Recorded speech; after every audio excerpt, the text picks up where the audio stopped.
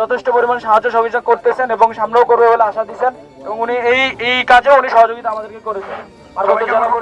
আসসালামু আলাইকুম।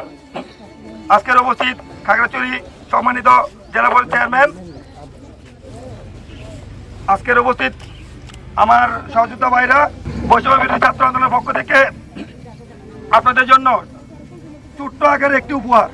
আশা করি সামনেতে এমন আয়োজন করার জন্য সবাই আমাদের জন্য দোয়া করবেন, আর জুলাই আগস্টের সকল শহীদ ও আহত ভাইদের জন্য দোয়া করবেন।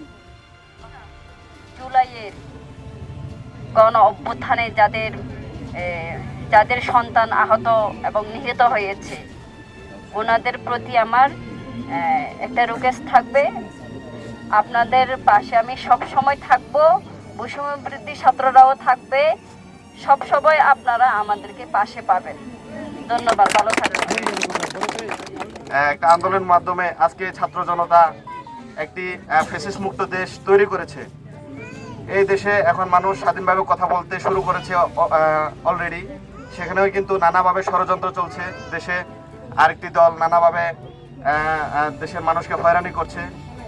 তো আমরা চাই ছাত্র জনতার নেতৃত্বে নতুন একটা দল আসবে, সেই দলকে আমাদের মা বোনেরা, আমাদের দেশের সাধারণ মানুষরা নির্বাচিত করে এই ছাত্র জনতাকে একটা ভালো একটা দেশকে ভালোভাবে চালানোর একটা সুযোগ করে দিবে। তো আমি আর বেশি কথা বলবো না। আমরা আপনাদের মাঝে কিছু উপহার নিয়ে এসেছি।